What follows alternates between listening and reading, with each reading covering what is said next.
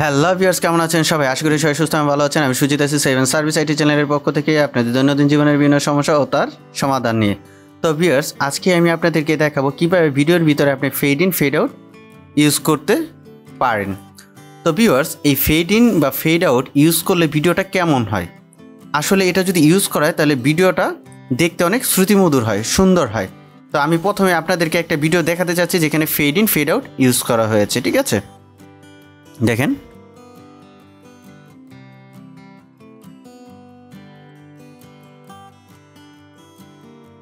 তো দেখতে পাচ্ছেন যে যখন ভিডিওটা স্টার্ট হয়েছে তখন কিন্তু ব্ল্যাক ছিল, যখন ভিডিওটা আস্তে আস্তে এগোচ্ছে তখন কী হয়ে গেছে, একটু একটু করে এটা কিন্তু হোয়াইট হচ্ছে। ঠিক আছে, অর্থাৎ ভিডিওর যে মেইন স্ক্রিন এটা আসতে কিন্তু একটু সময় নিয়েছে। ঠিক আছে, ব্ল্যাক থেকে। তো এই কারণে কিন্তু ভিডিওটা দেখতে একটু কি স্মুথ লেগেছে।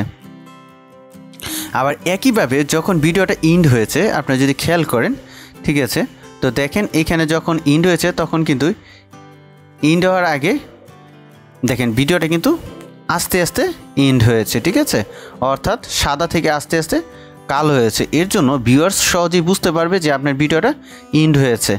না হলে হবে কি, অর্থাৎ ভিউয়ার্স একটু স্ট্রেঞ্জ হয়ে যাবে, কি ব্যাপার যে হঠাৎ ভিডিও শেষ হয়ে গেল, মনে হবে যে আরও কিছু রয়ে গেছে, এরকমটা মনে হবে। ঠিক আছে, আর আপনি যদি ভিডিওতে এরকম fade in fade out use করেন তাহলে কিন্তু সেটা ভিউয়ার্সের কাছে মনে হবে না। তো ভিউয়ার্স, আমি এখন এটা কিভাবে ইউজ করতে হয় সেটাই আমি আপনাদেরকে দেখাবো। তো এর জন্য আমি একটা ভিডিওতে গেলাম। তো এখানে যাওয়ার পর শুরুতে আমি ফেড ইন ইউজ করব। ঠিক আছে, এর জন্য আপনাকে যেতে হবে ইফেক্টসে। ঠিক আছে, তো আমি ইফেক্টে যাব। ইফেক্টে যাওয়ার পর এখান থেকে যাবেন আপনি ভিডিও ট্রানজ্যাকশন, এটাতে যাবেন।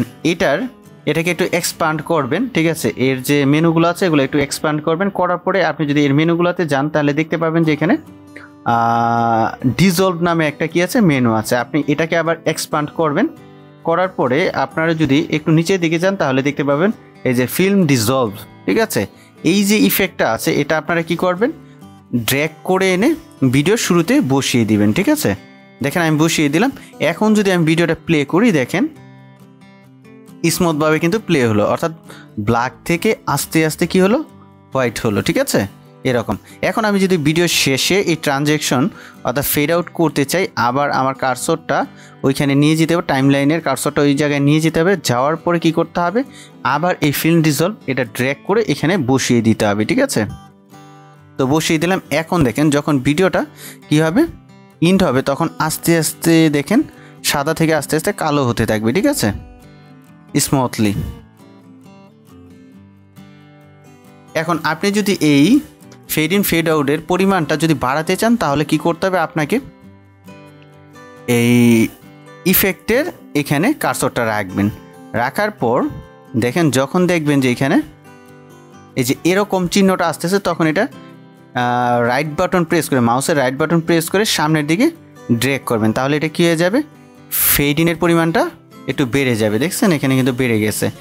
একইভাবে আপনি যদি চান ফেড আউটের পরিমাণটাও বাড়াতে, ঠিক একইভাবে আপনি ফেড আউটের পরিমাণটাও বাড়াতে পারবেন। এতে কি হবে, তো আপনার ব্ল্যাক থেকে হোয়াইট হতে একটু সময়টা বেশি নেবে। দেখেন দেখেন,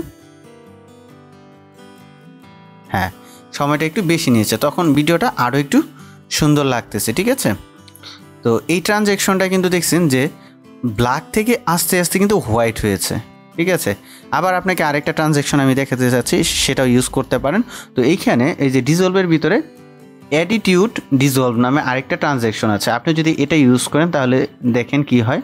তো আপনি যখন এটা ইউজ করবেন তখন দেখবেন যে টোটালি এটা ব্ল্যাক ছিল, ব্ল্যাক থেকে কিন্তু আস্তে আস্তে কিন্তু হোয়াইট হচ্ছে। তো এখানে কিন্তু ব্ল্যাক থেকে হোয়াইটটা একটু দ্রুত হয়ে গেছে। ঠিক আছে, আর যেটা হলো ফিল্ম ডিজলভটা কিন্তু আস্তে আস্তে হয়েছে। ঠিক আছে, আপনি চাইলে এই ট্রানজ্যাকশনটাও ইউজ করতে পারেন। ঠিক আছে,